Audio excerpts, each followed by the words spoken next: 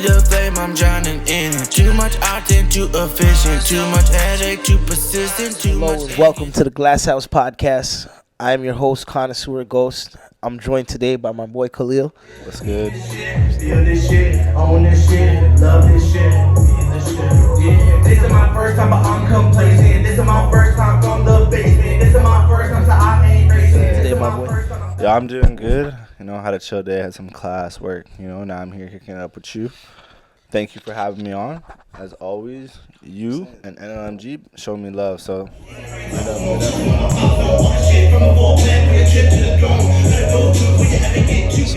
getting into the conversation, getting into the mix, tell the people a little bit about yourself and what what it is that you do. Yeah, so for sure, I'm a hip hop artist from the West GTA. I like to say I kind of grew up in a small town called Halton Hills, just past Brampton, north of Milton. I rap a lot about, things I grew up with, growing up in a town where a lot of people didn't look like me, plus my mixed identity. I make a lot of fun music, make some love tracks, just all around. I go by Khalil. Nickname is Dewey. You can find me on Instagram at the real Dewey, TheRealDuey. If you listen to my recent album that I just dropped in July, Call Me Dewey, that's where that all comes from, so tap into that for sure. But yeah, pretty much just trying to promote a message in my music about what it is to be different and how that feels, and how to go around being someone's that different, that is always told that they're different, and just kind of learning to deal with that, manage that, and actually use that as your advantage, half glass half full, half empty type of thing. So that type of thing. Word up, mad bless. That being said, getting into music and deciding that you wanted to get into music, what was that process like? And were there any kind of specific moments that made you decide that you wanted to do music? I guess the specific moment was I was in second year university. Exam season had just passed or was just coming to an end, and I had thought about it before, and I'll get into that in a sec, but this specific moment was kind of yeah, fuck it, I'm doing this. And I grabbed some paper, and I just started writing. I was just house sitting, so I had the house to myself. Put the speaker system on and just found YouTube beats or something like that. I don't really even know at this point, and just tried to write something to it. And then I would say how it all kind of really started is in high school, late high school. Like I said, I started having these feelings about emotions about who I was, but I couldn't really articulate it. And a few times I would sit up late at night, think of things. I think one time I even tried to make a beat on GarageBand, and I fucking deleted it by accident. So I was like, fuck this, I'm done. But that feeling kept coming back throughout university, and then really by the end of second year, I kind of just went, this is something I should try, and I just kind of chipped away at it since then. That was what? That would have been 2016 or 2017. I think 2017. So, and since then, I just kind of been going at it. And really, since this last year, and pretty much last October, I dropped a track called "Let Me Think." And then since then, I've just been kind of trying to apply pressure. I dropped my album, a couple singles, and meet up with you guys and looking with you guys at the Payback Showcase and any other events I can find. So, Amen. For those of you who don't know, I'm part of an artist collective, NLMG. This would be actually my first time saying this on the podcast and so on and so forth. Oh, shit. You know what I'm saying? I'm breaking news right here. That's the debut of that one, and you know what I'm saying? The media space and the world of, YouTube and so on and so forth. You're also a part of a collective. Yeah, so I just started that recently within the last month and a half, 2 months. It's called Two-Faced Gemini Collective, TFGC. And essentially, our goal is to try and help bring everybody up, because I recognize, and they've been saying this for a minute in Toronto hip-hop culture, that everybody's always trying to bring each other down. And I was like, why not? Why not do something better than that? Why tear each other down? So I was so I chose the name Collective in it specifically for that reason, as in we're collective. Regardless if you have your own group, how Connoisseur does with his team NLMG, or this group or the next group, or you're in a little 1-2 thing with your boy, whatever it may be, collectively we can all work together still and create something that's bigger than all of us. And I think that's the underlying goal. So actually our first thing that you guys should definitely look out for is we're working towards getting a tape together for across the city, and just kind of put something together. And when it drops, it's going to be everywhere because everybody's going to be part of it. So that's definitely something you're gonna see NLMG on. They was actually at the studio a couple of weeks ago, and they may, depending on the schedule, maybe pulling through again on Sunday. So hopefully that all works out. Word up, word up. We're gonna see what we can make happen. A lot of shit going on, a lot of things doing and stuff like that. We spoke on the collective. We spoke on what it is that you have going on. What are some of the challenges that you've faced doing music and going through the music space so far? Well, on a personal level, it was the support. Kind of like I have people who support me, but obviously, the narrative from where I grew up is a little bit different. It's a little bit more like, go to school, which, I did. You should go to school. But, go to school, get a job, buy your white picket fence house type of thing. And so when you start to stray from that, you're kind of looked at in a little bit of a different light. So I think especially, not nobody looking like me, I kind of probably played into a little bit of a stereotype there. So on a personal level, it's hard that way because I feel like I had to like kind of break away from wanting to get the opinions and views of people who I grew up with, and not in a disrespectful way, just like they're focused on other things. They don't look at it the same way I do. So and then in the industry side, it's really just like getting your name out there and like trying to get performances and just like kind of branding yourself, the whole marketing side of it. At the end of the day, you could make the best track in the world, but if you can't get it out to anybody, it doesn't matter. Where somebody who makes a really mediocre track doesn't need to do much more than that, but they can get the song out to everybody else, they're going to be doing their thing and you're not. So pretty much just that, and trying to meet people, reach out, kind of break the like, I always like to say something where I'm like, you got to do this, you kind of got to get complacent with being not complacent. And what I mean by that is like, get comfortable with being uncomfortable. You have to step out of your comfort zone, reach out to people, go to new things, try new things in order to actually make new things happen. If you don't take a step, you're not going to move forward. 100%, 100%. And that's a part of where New Legends Music Groups kind of steps in, and we're out there, and our motto is really to create as many stages as possible for the artists, because especially in Toronto, there is a huge stigma behind the hip-hop industry and certain music and stuff like that. So we're trying to build the platform that people have an avenue in which they're able to guide themselves through in the most appropriate way. You know what I'm saying? Yes, yeah. No, that's for real. Like, I can definitely say what you guys have been doing has helped me a lot. And just me personally, like, showing up, just like as an instance of what I've been saying, what I was saying just now is that, like, since then, Ghost and all his team and everything has like really appreciated me coming out, and I've really appreciated that stage that they provided for me. And like, we've since like worked in other ways. Now I have my own collective group, which is gonna work with his. And just those opportunities were provided by taking that step. And because when there's somebody there like NLMG to like handle that for you and provide that stage, it really it creates a difference. And the beautiful thing about it is that not everybody there is necessarily even performing. Some of them are artists in other ways, or they involve themselves in the music industry and they're looking there to make connections. So you make connections. So it's just like a big, good space, a nice hub to come to and meet people. Word up. So we spoke about a few things. I want to ask, what kind of music did your parents listen to, and did that affect your choice of genre? That's a damn good question, That one's interesting for me because my dad listened to rap, but not the same rap I listen to or that's played today. Let's just say that.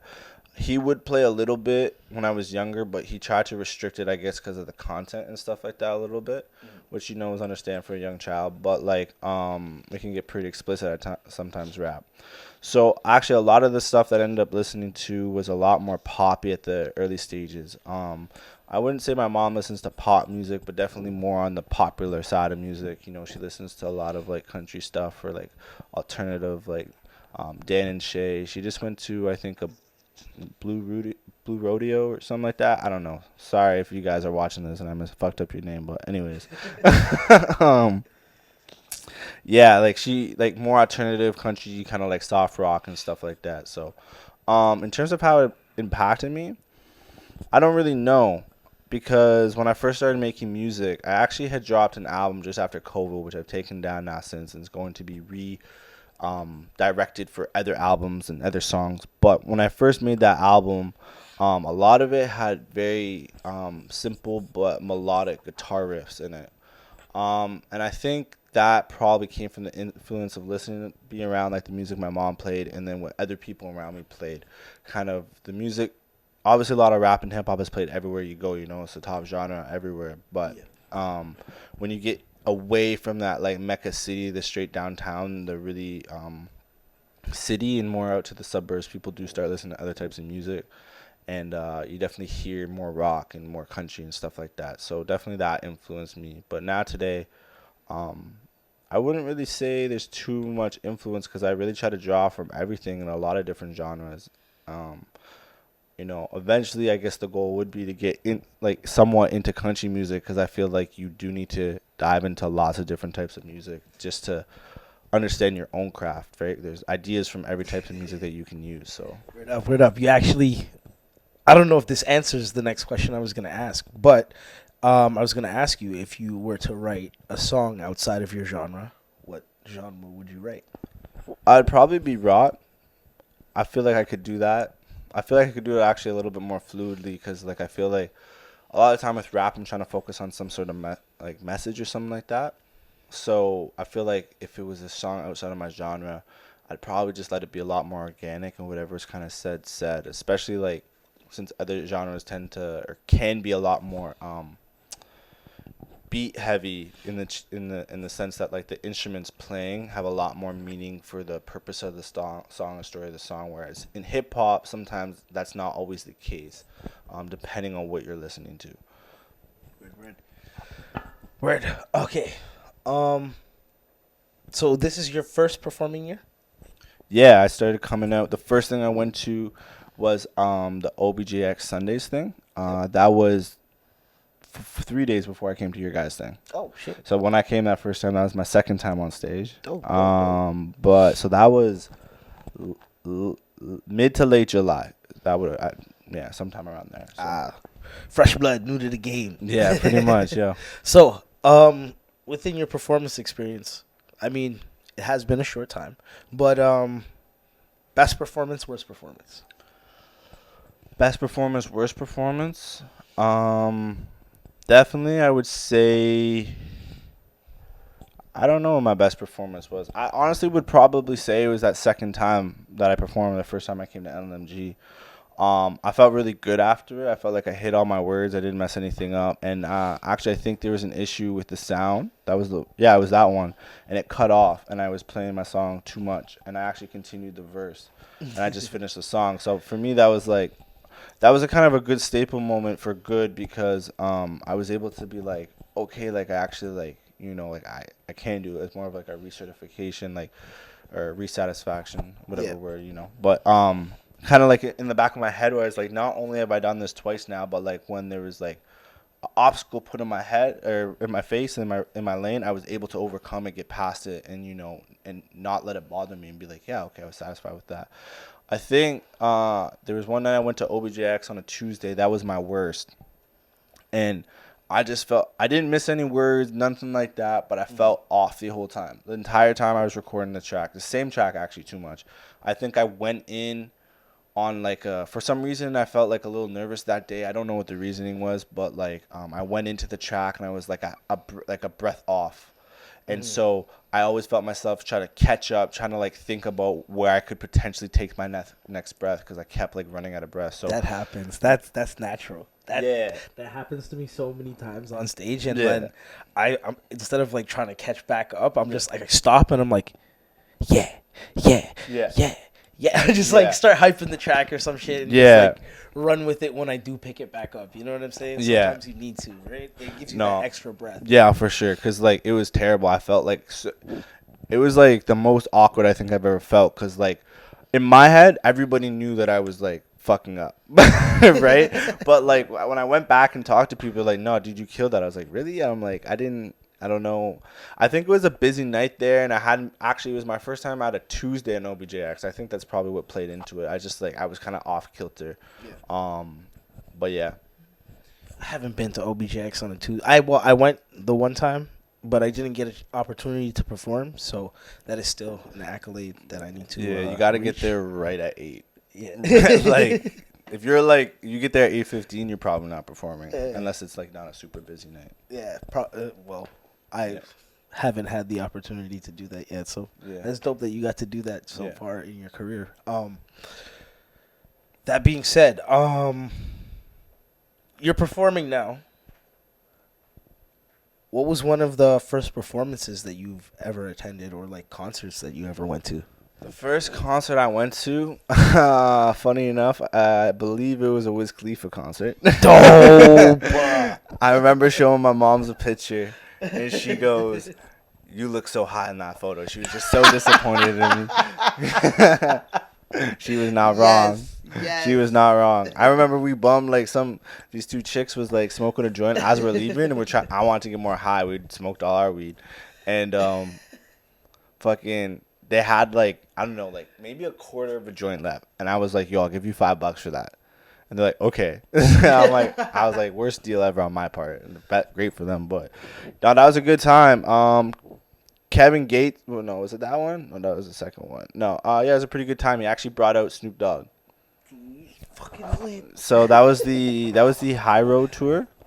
High Road tour. Dope. Yeah, that was back. Like, that was a long time ago. I think I was in like going into my first year university, or just came out of it. Like, I was like 2015, 2016. That's hella dope. So that was my first concert, and I've seen Wiz again since. I've seen plenty of people since. A lot of people. That's hella dope. Yeah. I haven't been to too many concerts. I went to like a 50 Cent concert. My first concert I ever went to as an adult was like Mac Miller. Okay, that's not bad. Mac's dope. Yeah. R.I.P. Yeah. R.I.P. Mac. You know what I'm saying? That was sick. But like Wiz, definitely the side of Taylor Gang that I need to get to. Yeah, he's good. Now, I don't think he smokes and shit as much up on stage, because I follow him on Instagram, and I noticed that. And like when I saw him the second time, he didn't smoke. Now I know he was going through that big workout thing, so I think he smokes less when he's like working out. But big up to Wiz. He's dope. Yeah, hella dope. But Most dope. It was definitely a dope concert. Both times I saw him, it was dope. The second time I saw him, I think OT Genesis, the guy that I'm in love with. Yeah, OT Genesis. He performed, so that was obviously crazy, that track. And then it got like rained out a bit, so I missed Lil Skies. I love Lil Skies. So. Oh man, I wish I got to see him at Rolling Loud. Oh yeah, I heard about what happened. He was like, "Yo, y'all fucking weird." All right. What do you mean? Turn the fuck up. Yeah. Skies is in the building. Bro. I don't think people were expecting him though. That's why they're expecting someone else. It was like Uzi or some shit. They're expecting. Yeah, him. they did a lot of messing up when it came to getting certain artists on stage and making sure that everybody was in the right place. But yeah, everything is a work in progress. It's year one, right? Yeah, exactly. So hopefully next year it's a lot better. But yeah, that was a dope concert to him. And then after that, Ray Shremmer came on, and that was hype. Their actually stuff goes pretty hard in concert. I have to say that. I didn't realize how hard it went until I listened to them in concert. I was like, oh shit. Yeah, they're pretty lit. Huh? And then Wiz anchored that. So yeah, he was the show of the night. Sick. So talking on the Wiz Khalifa topic, TGOD, record labels. If you could choose one. Honestly, I can't even give an answer. I don't really pay attention to record labels. I just understand that I've done a little bit of research, and I've watched some of these shows that they have on Netflix and stuff, where like, pardon me, they have like record label reps that are part of like there's one where Khalil, Megan Trainor, Diddy, and then some dude from Universal was there. Yeah. And I forget what it was, but you came on. Shout out Universal. It was all different types of music, and this one guy, he was on the Universal thing, and I think he said something negative about Universal, and then they got all sour together. It was kind of wild. So like you saw things. So for me, I don't really pay attention for the record labels, because like right now I'm just trying to get to the point where like they want me type of thing. So at the end of the day, you got to make sure you play your cards right. So yeah, I can't really answer that. Amen. Word. No choice for record labels. If you could have a dope ass feature on one of your songs right now from one of the major artists out there, who would it be? Oof, there's a lot. Okay. Well, fuck. I don't know. Pick two. Pick two, Nah, pick three. three. Yeah, your Okay, top three. top three. Drizzy, A. um, Cole, Okay. and then I would have to decide either between Logic and or Kevin Gates. So that's kind of four, but like it would depend on the track. Like if I wanted to do more of like a lyrical, like really lyrical based, like kind of like OG Logic type of track, or like focus it on something like a little bit more like intimate in terms of like the topic, like the content of the track, probably Logic. But if I want to go for some like more like hard, like crazy shit, like probably Kevin Gates, because like he's pretty dope. Those two artists I've been listening to a minute, Logic and Kevin Gates. I think in terms of like performance material, Kevin Gates goes way more hard than Logic would. Yeah, no, his shit's pretty crazy. So that's one dude who I definitely would not fuck with. I'll tell you that straight up. But big ups Kevin Gates. Kevin Gates be he's an artist, scaring man. me when he be singing some songs. I be like, what am I listening to right now? Yo, he's got this one track, and the intro of it, like within the first 10 seconds, he just goes, "I thought it was legal to beat your hoe." Like what? like you just came out and said that. That's the first impression of this song. This guy is Yeah, so vulgar unnecessarily sometimes. I think honestly though, that's one of the people. A lot of things in rap right now are very like non-factual. What's being said, and honestly, we're seeing like consequences like R.I.P. P&B Rock. So R.I.P. but a lot of that's like Nipsey. Same thing pretty much happened to him. There was someone else who got caught like that recently. Word, a lot of jealousy in the game, you know what I'm saying? When Yeah. there's so much bread that everybody can eat, you know what I mean? Like it just takes time and focus, and everybody needs to be a little bit more aware of how to share, you know what I Yeah. mean? So like once we get past that threshold, then Yeah, and that's what we're trying Yeah. to create in Toronto for sure. But like, yeah, for real, like he, one thing about Kevin Gates is I noticed that he's really cleaned up his act. Like I forget the most recent album that he dropped. I forget the title, but I listened to it. I still listen to a couple tracks every now and then. He's definitely cleaned up his stuff, and like it's good to see like young, rich black people like come from a certain style of life. And you can tell through the lyrics and the things they say and just how raw they are that like, yeah, that person actually probably did do that. Right. And then like you see them trying to transition and like find themselves, and it's like that's ill in my mind, because like there's not a lot of people for us to look up to. It's only like the oldest ones are like like Spike Lee, but even at his time there wasn't a lot, right? You got your Spike Lee, Steve Harvey's, but like in terms of what we're trying to do, like you got like your Dre's and your Nas's and your Snoops. Like that's not they started this thing 20 years ago. In terms of like success for like people as a whole, that's not like a long time. You know what I mean? Like people who have old money, their families have been doing this thing for time. You know what I'm saying? And we're getting there in our own unique ways through our own industry, our own culture. In like 20 years, like Jay-Z's a billionaire, Ye's a billionaire, Rihanna's a billionaire.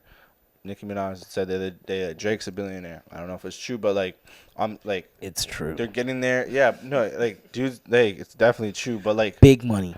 but they're getting there real quick, and it's not just because they have dope rhymes. They're actually smart people. They're actually able to make business deals and like work beyond their talent. Like, you know what I mean? They find other things that they're good at too, right? Right. Or their main talent, let's say.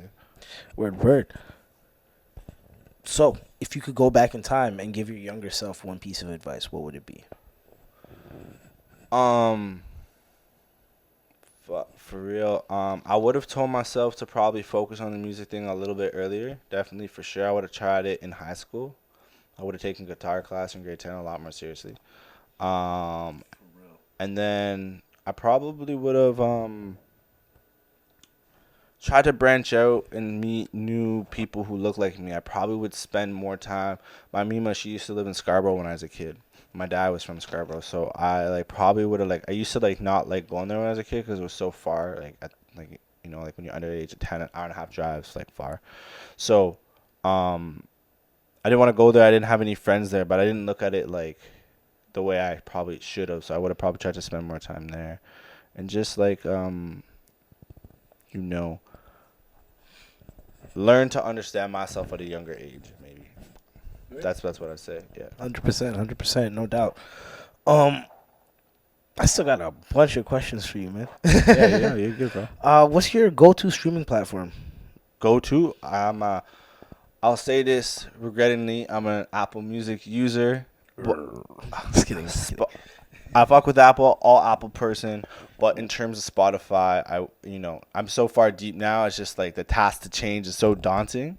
Yeah. But I initially went with Apple Music because like I have everything Mac, so it just kind of fit better for me. But yeah, definitely. But yeah, Apple Music. Apple Music, dope. Um, do you play any instruments? No, but I would like to learn to play either the guitar or the piano. So I'm hoping if once this music thing takes off a little bit more and I can direct.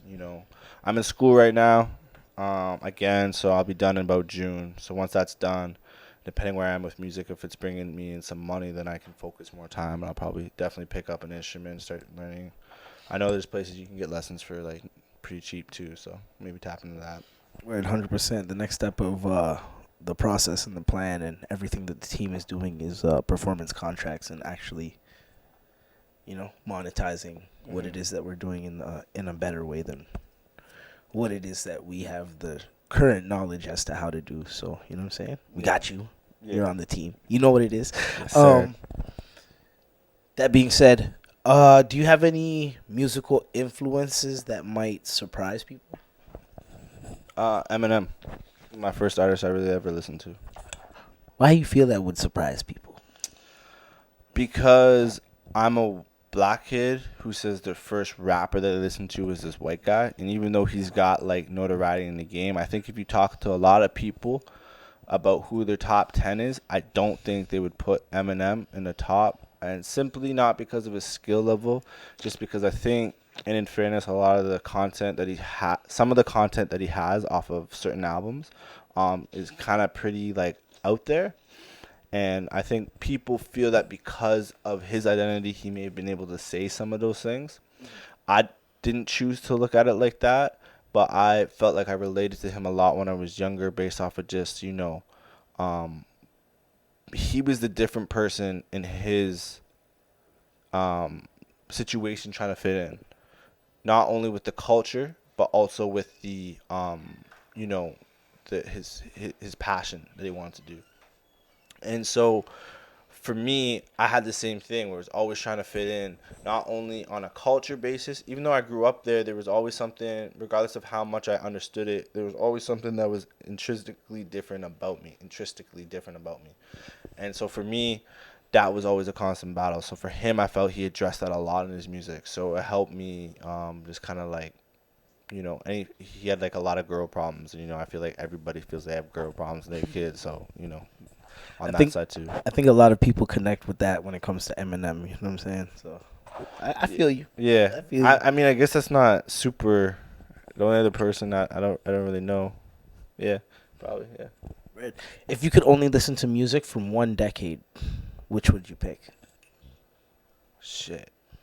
Probably the last decade that just passed, because you get like your Cole, you get your Drizzy, you get your Kendrick, you get your Big Sean, your Logic, but then you also get like a lot of the guys who I listen to, like Travis Scott and Migos, who are more on the trap side, and like those guys that I like to tap into that were coming up in the earlier.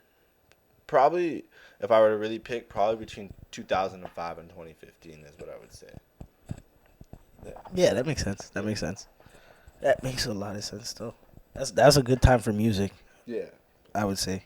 It's like a transition period. You went from like the 90s phase kind of phased out, and you got in that early 2000s phase.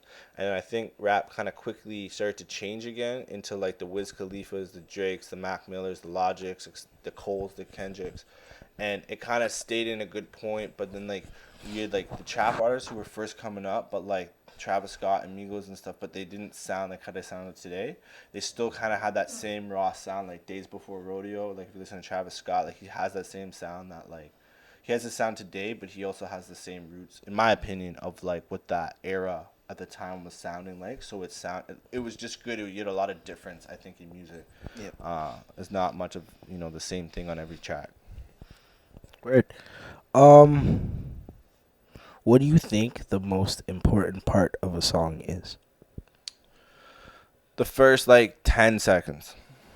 First 10 15 seconds, depending on if you have an intro, like a long instrumental intro on it. If you have, like, I have a couple tracks with a little bit of an instrumental intro, which is fine, but definitely if you do not have that, the first 10 15 seconds. And that's probably a different answer than you're expecting, because like you're probably expecting like chorus, pre-chorus, after chorus, bridge, verse, you know what I mean? But the reality is that people have short attention spans, and we're getting worse with it. I'll speak on a quick story after that. But essentially, you pretty much tell within the first like couple seconds of a track whether or not, like, you know what I mean? Where was I the other day? I was somewhere. Oh, I was at a studio session. There's this guy named Arian. He's got like a crib down right at the Lofts, right across from, like, right down the street from Rebel. Yeah, I know him. And he's made, yeah, okay, so he that's made my boy. Yeah, okay, for real. Yeah. So he made a little studio session in there. He's living with Engine, I think. No, I think he's living by himself. Anyways, doesn't matter. Yeah. And he put some track on, like, by accident, I think. And he pressed it. The second he heard it, he's like, oh shit, and he paused it. Like, it was like maybe 2 seconds. And we all went, no, play that back. Because, like, literally, right at that time, just from hearing, like the 2 seconds of song that we heard, we're like, yo, that beat's insane. So, like, people can discern whether they're going to enjoy your track within the first 10, 15 seconds. And in fairness, I'll say, you always notice the first 1 or 2 tracks on an album, and you'll be like, oh, it's a good album. And then as you listen back to it and you've heard a track the second time, you get to ingest it a second, third, fourth time, then you start finding your other favorites on the album. And sometimes I'll find tracks from an album. Not a couple months ago, I went back and listened to Painting Pictures by Kodak, and I found like 2 or 3 new tracks that, like, I didn't catch the first couple times I had listened to it. So, the first like 10, 15 seconds of the track, it's going to grab someone's attention. Weird. That's a dope ass answer. I'm actually out of questions at this point, so I'm gonna improvise a little bit. You know what I'm saying, in closing and so on and so forth. Yeah. Any advice for any artists out there that are watching, that are following your career and might want to jump into the artist game and do their own thing, and Just, this seems like very stereotypical or like redundant, but like, be yourself.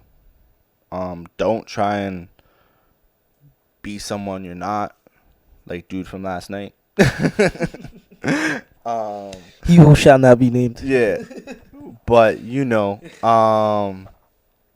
that type of thing, like, just be who you are. And that way, whether or not it works out for you, it's in your cards, your dealt cards. At least you know that you just did it the way that you're supposed to be doing it. That's me personally. I wouldn't want to do something knowing I'm not fully being who I am. And then secondly is like,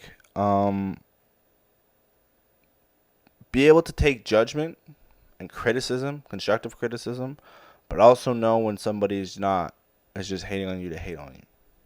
And sometimes it's very difficult to tell the difference between the two, especially in your early stages, because there might be a friend, which I've had this situation, who actually cares and is giving you like straight game because they know more than you, but because they know more than you, you just think they're hating on your shit. Sometimes it just takes time, to put in the hours today. It's like that whole 10,000 hours rule, put in the hours today, and so you can do your thing tomorrow. You know what I mean? And like I said earlier, get comfortable with being uncomfortable. Get complacent with being not complacent. And because you got to push yourself. Sometimes you're going to fall, you're going to lose a little bit, but don't look at it as a loss. Look at it as a lesson. When you take an L, you're taking a lesson, not a loss. And then because it teaches you something that you can apply in the future. And if you can apply that, then you've bettered yourself. But you can only do that if you step out of your box with what you're not comfortable with. Otherwise, you won't learn. Because theoretically, you shouldn't keep failing or keep making the same mistakes at the stuff that you're always doing anyways. You know what it is. You know what it does. This is my boy Khalil. I'm your boy Connoisseur Ghost. Let them know where they can find your music. Yes, for sure. You can find me at Apple Music, Spotify, all the streaming platforms. I kind of blanked there for a second, but like yeah, Khalil. So Khalil. All streaming platforms. That's where you can find me. And then on Instagram, you can find me at The Real Dewey, RealDuey. I always forget the THE. I don't know why. But yeah, at The Real Dewey on Instagram. Same thing on TikTok. And then also our artist collective group, TFGC. So TFGC_official. Pretty simple. You can find us there too. So yeah. And, shout out goes for having me. I appreciate it, fam. As always. And shout out NLMG. And shout out Connoisseur goes. You know what it is. You know what it does. New Legends Music Group. Glass House Podcast. My name is Connoisseur Ghost. This is my boy Khalil. We're out. Peace.